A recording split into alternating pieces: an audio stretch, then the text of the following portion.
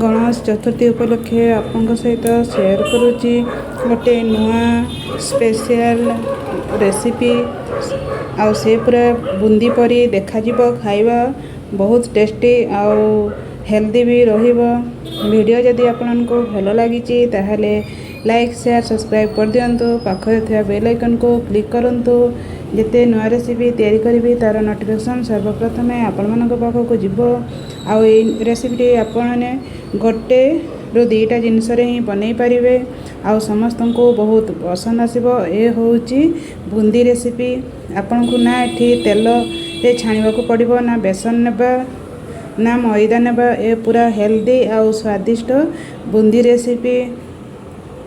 आई recipe आपण मैंने गणेश चतुर्थी रे भी बने ठाकुर पाखरे प्रसाद करें।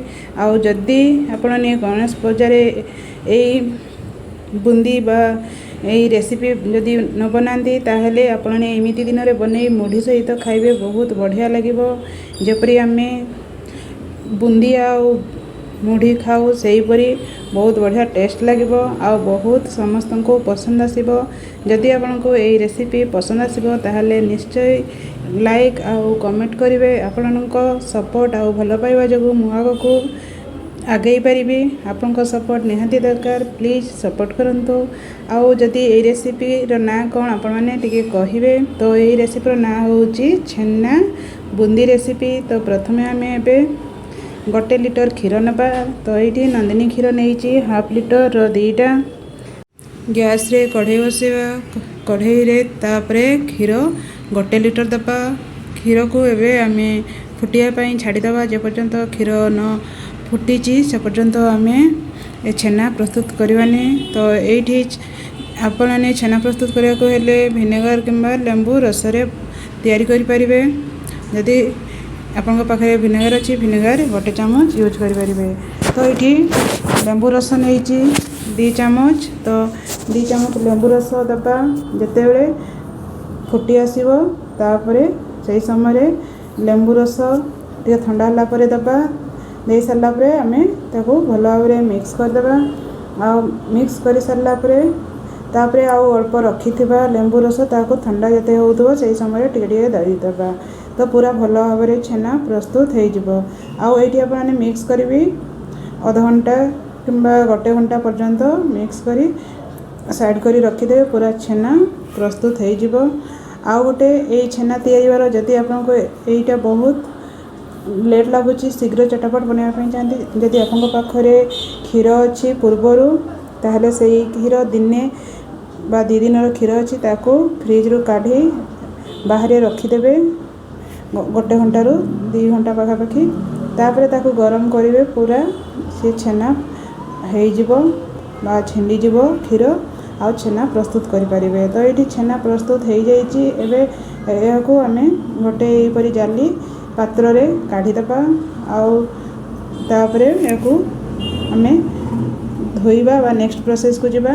तो ये देखो सब काढ़ी देछि पानी प्रथम भल भाव निगाड़ी दबा। तापर आमे कपड़ा यूज करवा। तो ये गोटे कपड़ा नेबा कॉटन कपड़ा आउ तापर एबे ए छेना को दबा। छेना को एबे 3-4 थर आमे सफा पानी रे भल भाव धोईदबा। धोई सारा पर ताको आमे चिपुड़ी तार पानी सब ड्राए करवा बा सुखईदबा। तो देखो छेना को भल भाव धोई देछि। आ धोई सारा पर एबे छेना को पूरा भल भाव चिपुड़ी दउछि। चिपुड़ी दे याको आमे कौन करवा ना जो तार बड़का रही कपड़ा से कपड़ा को ता पछपटे तल साइड रखिदबा।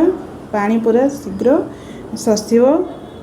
जिते भी पानी रहिबो पूरा शसी नहीं जीवो। आ एठी जेते आमे चिपुड़ी पानी टिके भी रखिबानी जेते परिबा पूरा भल भाव टाइट करी चिपुड़ीबा। आ ये जो बड़का सब कपड़ा तले देबा। आउ याको गोटे घंटा 2 घंटा छाड़ीदबा। तो पूरा से गोटे 2 घंटा भितर पानी पूरा कपड़ा रे शसी नहीं जीवो आ पानी रहिबनी। गोटे घंटा पर देखंतु ये पूरा ड्राई हो जाइए। एबे खोली आपको देखौछि पूरा टिके भी पानी नहीं ए छेना रे। तो एबे छेना को काढ़ी आमे पूरा गुंड करवा। जिते भल भाव गुंड करवा ये बुंदी सेते भल भाव बनब। पूरा झुरझुरिया रहिबो।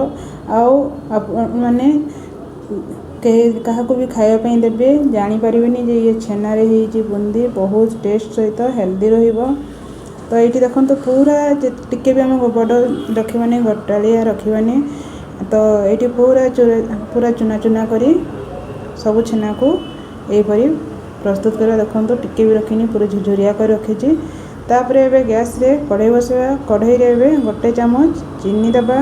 ଏଇଠି ଟିକେ ଆମେ କଲର୍ ପାଇଁ, ଯେହେତୁ ଏ ବୁନ୍ଦି ତିଆରି କରିବା ବୁନ୍ଦି ପରି ଦେଖାଯିବା ପାଇଁ ଟିକେ ଏଇଠି କଲର୍ ପ୍ରସ୍ତୁତ କରିଛି। ଯଦି ଆପଣମାନେ ଏଇ ପ୍ରୋସେସ୍ ଆପଣନ୍ତି ନାହିଁ ତାହେଲେ ଆପଣମାନେ ଏଇଠି ପ୍ରଥମେ ହାଫ୍ ଗିନା ପାଣି ୟୁଜ୍ କରିବେ, ତାପରେ ଚିନି ଦେଇ ଏଇ ପ୍ରସ୍ତୁତ ସିରା କରିବେ। ତ ଏବେ ଦେଇଛି ତ 1 ଚାମଚ ଚିନି ଦେଇ ସାରିଲା ପରେ 1 ରୁ 2 ଚାମଚ ପାଣି ଦେବା। ଯେତେବେଳେ ଇଏ କଫି କଲର୍ ଆସିବ ସେଇ ସମୟରେ ପାଣି ଦେବା ଆଉ ଗ୍ୟାସ୍ର ଫ୍ଲେମ୍କୁ ପୁରା ଲୋ କରିଦେବା। ଲୋରେ ହିଁ ଆପଣମାନେ ଏଇଟା କରିବେ। ତାପରେ ଲାଗିଯାଇଥିବ ତ ସେଇ ସମୟରେ କ'ଣ କରିବା ନା ଆଉ ହାଫ୍ ଗିନା ପାଣି ଦେବା ଆଉ ଭଲ ଭାବରେ ମିକ୍ସ କରିବା ଆଉ ଥଣ୍ଡା ହେବା ପାଇଁ ଛାଡ଼ିଦେବା। ତ ଯେତେବେଳେ ଆଉ ହାଫ୍ ଗିନା ପାଣି ଦେବା ପୁରା ଥଣ୍ଡା ହେଇଯିବ, ତାପରେ ଆମେ ଗ୍ୟାସ୍ର ଫ୍ଲେମ୍ ବଢ଼େଇବା। ତ ପୁରା ମେଲ୍ଟ ହେଇଯିବ, ଯେଉଁ ଲାଗିଥିବ ସବୁ ମେଲ୍ଟ ହେଇ ପାଣିରେ ମିକ୍ସ ହେଇଯିବ। ତ ଏବେ ନେକ୍ସଟ ପ୍ରୋସେସ୍କୁ ଯିବା। ଦେଖନ୍ତୁ ଟିକେ ବି ଲାଗିନି, ଯେତେ ବି ସାଇଡ଼୍ରେ ଲାଗିଥିଲା ସବୁ କାଢ଼ି ଦେଇଛି ଆଉ ଖୁସଣିରେ ବି ଲାଗିନି। ତ ବୁନ୍ଦିର ଟେଷ୍ଟ ଆଉ ଦ୍ୱିଗୁଣା କରିବା ପାଇଁ ଏଇଠି ନେବା ଆମେ 1/3 ନେବା ଗୁଜୁରାତି ଗୁଣ୍ଡ ଦେଇ ସାରିଲା ପରେ ଆଉ ଥରେ ଭଲ ଭାବରେ ମିକ୍ସ କରିଦେବା। ତାପରେ ଆମେ ଚିନି ନେବା। ତ ଚିନି ଏଇଠିର ପରିମାଣ ଆପଣ ମିଠା ଯଦି ଅଧିକା ଖାଆନ୍ତି ତାହେଲେ ଅଧିକ ଟିକେ ନେବେ, ଆଉ ଯଦି କମ୍ ଖାଆନ୍ତି ତାହେଲେ କମ୍ ଏଇଠି ନେବେ। ତ ଏଇଠି 200 ଗ୍ରାମ ପାଖାପାଖି କିମ୍ବା 150 ଗ୍ରାମ ଏଇ ହିସାବରେ ନେଇଛି ଚିନି। କ୍ୱାଣ୍ଟିଟି ଦେଖିକି ନେବେ, ଆଉ ମିଠା ଯଦି ଆପଣ ଅଧିକା ଖାଆନ୍ତି ଅଧିକା ନେବେ। ତାପରେ ଏଇଠି କ'ଣ କରିବା ନା ଆମେ ଚିନି ଯେପର୍ଯ୍ୟନ୍ତ ମେଲ୍ଟ ନ ହେଇଛି ସେ ପର୍ଯ୍ୟନ୍ତ ଆମେ ମିକ୍ସ କରିବା। ଯେପରି ଆମେ ବୁନ୍ଦି ବନାଉ ସେହିପରି ରଖିବା ତା'ର ପାଗ। ତ ଏଇଠି ଚିନି ପୁରା ମେଲ୍ଟ ହେଇଗଲା ପରେ ଆମେ ସାଙ୍ଗେ ଏଇ ବୁନ୍ଦିକୁ ଦେବା ଅଧିକ। ଯଦି ଆମେ ସିରାକୁ ପୁରା ଫୁଟେଇବା ତାହେଲେ ପୁରା ଟାଣୁଆ ହେଇଯିବ। ତ ଏଇଠି ଦେଖନ୍ତୁ ପୁରା ମେଲ୍ଟ ହେଇଗଲା ପରେ ସାଙ୍ଗେ ଏଇଠି ଛେନାକୁ ଦେଇଦେବା। ଆଉ ଛେନା ଦେଇ ସାରିଲା ପରେ ଏବେ ମିକ୍ସ କରିବା। ଏହାକୁ ଆମେ 3 ରୁ 4 ମିନିଟ୍ ପାଇଁ ମିକ୍ସ କରିବା। ଆଉ ସେଇ 3 ରୁ 4 ମିନିଟ୍ ଭିତରେ ପୁରା ପାଣି ଛେନାରେ ଅବଜର୍ଭ କରିବ। ଆଉ ଛେନାରେ ଯେପରି ପାଣି ତ ରହିବନି, ପୁରା ଶୁଖା ହେଇଯିବ। ସେତିକି ପର୍ଯ୍ୟନ୍ତ ଆମେ ପୁରା ଡ୍ରାଏ କରିବା। ହେଲେ ଆମର କ'ଣ ହେବ ନା ଭଲ ବୁନ୍ଦି ବନିବ, ଛେନା ବୁନ୍ଦି ଭଲ ବନିବ। ଆଉ ଯଦି ଆମେ ଟିକେ ଏଇଠି ପାଣି ରଖିଦେବା ତାହେଲେ ଗୋଟାଳିଆ ଅଧିକା ରହିବ। ଯେତେ ଆମେ ଶୁଖା କରିବା ସେତେ ଭଲ ବୁନ୍ଦିଆ ବନିବ, ଛେନା ବୁନ୍ଦିଆ। ତ ଦେଖନ୍ତୁ ଏଇଠି ପାଣିକୁ ଶୁଖିବାକୁ ହେଲେ ଆଉ 2 ମିନିଟ୍ ସମୟ ଲାଗିବ। ଆଉ 2 ମିନିଟ୍ ଭିତରେ ପୁରା ପାଣି ଏଇ ଛେନାରେ ଅବଜର୍ଭ କରି ନେଇଯିବ। ଆଉ କଢ଼େଇରୁ ଯେତେବେଳେ ଛାଡ଼ିବ ଏଇ ଛେନା ସେତେ ପର୍ଯ୍ୟନ୍ତ ଦେଖିବେ ଗୋଟେ ଆସିବ ରାଉଣ୍ଡ।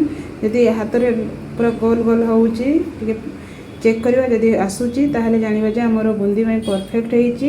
ଆଉ କଢ଼େଇରୁ ବି ଛାଡ଼ିଯିବ। ଏଇ ଦେଖିପାରୁଥିବେ ପୁରା ଝୁରଝୁରିଆ ହେଇଛି। ତ ଏହାକୁ ଆପଣମାନେ ବୁନ୍ଦି ବି ବନେଇ ପାରିବେ ଆଉ ଛେନା ଲଡ଼ୁ ବି ବନେଇ ପାରିବେ। ତ ଦେଖନ୍ତୁ ଏଇଠି ମୁଁ ଦେଖାଉଛି, ଜାଣିପାରିବା ଯେ ଆମର ପୁରା ପରଫେକ୍ଟ ବୁନ୍ଦି ବନିବ। ଏହିପରି ଟିକେ ଚେକ୍ କରିବେ ଆଉ ଲଡ଼ୁ ବି ପରଫେକ୍ଟ ବନିବ। ତ ପୁରା ଯଦି ଆପଣମାନେ ଟାଣୁଆ ରଖିବେ ବା ପାଣି ଟିକେ ଶୁଖେଇ ଦେବେ ତାହେଲେ ଠିକ୍ସେ ଏଇଠି ଲଡ଼ୁ ବନିବନି। ଆଉ ପୁରା ଯଦି ପାଣି ଶୁଖିଯିବ ତାହେଲେ ବୁନ୍ଦି ବହୁତ ସୁନ୍ଦର ବନିବ।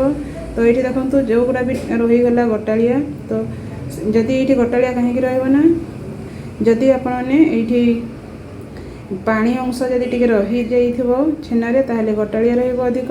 ଆଉ ଯଦି ପାଣି ଅଂଶ ନଥିବ ତାହେଲେ ପୁରା ଝୁରଝୁରିଆ ରହିବ ଆଉ ପୁରା ବୁନ୍ଦି ପରି ଦେଖାଯିବ। ଦେଖନ୍ତୁ ମୁଁ ଏଇ ଯେତିକି ଯେଉଁ ବଡ଼ ଅଛି ସେଗୁଡ଼ାକୁ ପୁରା ଭାଙ୍ଗି ଦେଉଛି।